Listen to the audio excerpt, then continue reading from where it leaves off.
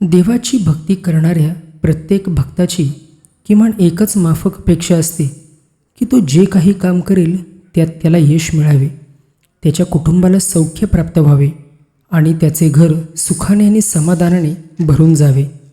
आजपर्यंत आपण अनेक व्रत वैकल्ये बघितली आहेत. आपण अनेक पद्धतींचा अवलंब करून अनेक व्रत पूर्ण केले आहेत. अशाच एका साध्या सोप्या व्रताबद्दल भक्तांनो मी आज तुम्हाला मार्गदर्शन करणार आहे. नमस्कार. जीवन साधना या कुटुंबामध्ये मी सर्वांचे स्वागत करतो. हे असे एक सोपे व्रत आहे जे दत्तभक्तांनी गुरुवारी केले असता त्यांना लगेच फळ अर्थातच शीघ्र फळ मिळेल आणि याला शीघ्र फळदायी व्रत असेही म्हणतात किंवा आपण याला दत्त महाराजांचे गुरुवारचे व्रत देखील म्हणू शकतो. आता हे व्रत कोणी करावे, किती काळ करावे, कशासाठी करावे, तसेच या व्रतासाठी पूजन सामग्री काय आहे, उपवास कशा पद्धतीने करावा, हे सर्व काही मी या व्हिडिओच्या माध्यमातून तुम्हाला सांगणार आहे. तर हा व्हिडिओ शेवटपर्यंत न चुकता पहा. बघा, दत्तभक्तांनी गुरुवारी एक साधे सोपे दत्तव्रत करायचे. हे व्रत लगेच फळणारे अर्थात शीघ्र फलदायी असे आहे. गुरुवारी करावयाचे असे साधे सोपे दत्तव्रत स्त्री पुरुष व कोणत्याही जाती धर्माच्या व्यक्तीला करता येईल. हे व्रत करण्यासाठी कोणाचाही भेदभाव करता येणार नाही, कारण दत्तगुरू कधीही या अशा गोष्टी मानत नसत. हे व्रत अत्यंत साधे सोपे असून उपासकांनी दर गुरुवारी जमत असल्यास करावे किंवा महिन्यातील एक गुरुवार व्रत हे केले तरी चालेल. तर साधारणत 1.25 वर्ष तरी हे दत्तव्रत करावे. हे व्रत कशासाठी करावे तर बघा, दत्त महाराजांचा आशीर्वाद प्राप्त करण्यासाठी प्रत्येक दत्तभक्ताने प्रामुख्याने हे व्रत केलेच पाहिजे.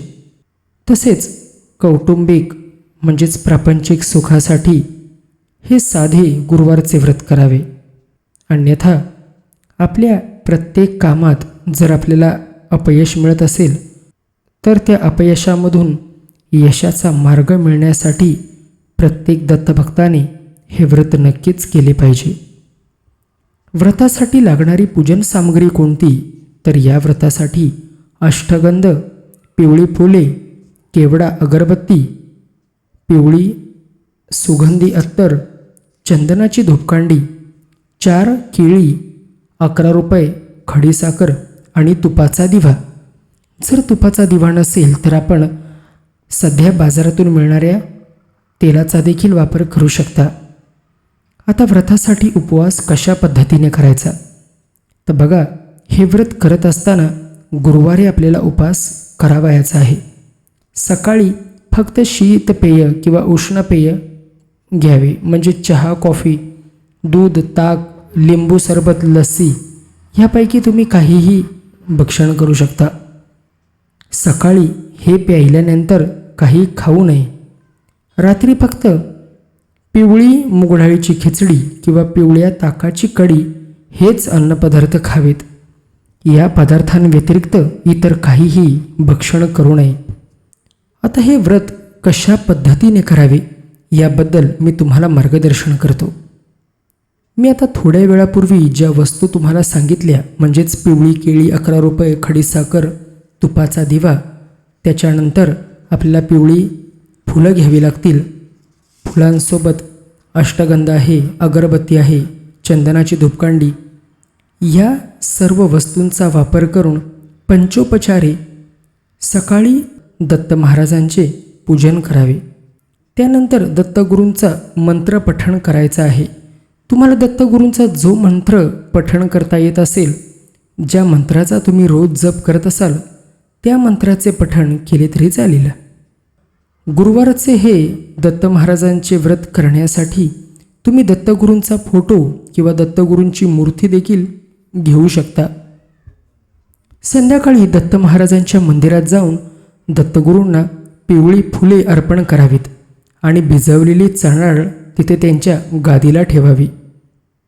दत्तमंदिर व्रतकाळात एकच ठेवावे, म्हणजे आज तुम्ही एका दत्त मंदिरात गेलात, पुढच्या गुरुवारी दुसऱ्या दत्त मंदिरात गेलात, असे करता कामा नये. हे व्रत अगदीच 6 वर्ष जमत नसेल तर 11 गुरुवार व्रताचा संकल्प करून तुम्ही 11 गुरुवार व्रत केले तरी चालेल, तुम्हाला फळ मिळेल. वर्षभर तुम्हाला जर पाळणं होत नसेल तर अशा वेळेला तुम्ही काही गुरुवारचा संकल्प करून ते व्रत पूर्ण करू शकता. रात्री दत्तगुरूंच्या दर्शनानंतर घरात दत्त महाराजांजवळ एक तुपाचा दीप लावावा आणि दत्त महाराजांना नमस्कार करून त्यांना उपवास मी आता सोडत आहे अशी विनंती करून उपवास सोडावा. असे हे साधे सोपे परंतु प्रासादिक असे व्रत केल्यानंतर आपल्याला नक्कीच यश, भरभराटी आणि सुख समाधान मिळेल याची मी तुम्हाला गॅरंटी देतो. तर आजच्या ह्या व्रताची माहिती तुम्हाला आवडली असेल तर न चुकता हे व्रत अन्य साधकांना फॉरवर्ड करा. हा व्हिडिओ जर तुम्हाला महत्त्वपूर्ण वाटला असेल तर या व्हिडिओला लाईक करा, चॅनलला सबस्क्राईब करा आणि बाजूला विराजमान झालेल्या बेल नोटिफिकेशन आयकॉनला क्लिक करा, जेणेकरून अशाच महत्त्वाच्या व्हिडिओंना अपलोड केल्यानंतर त्याचे नोटिफिकेशन तुम्हाला मिळेल. पुढे भेटू अशाच एका महत्त्वाच्या माहितीसह.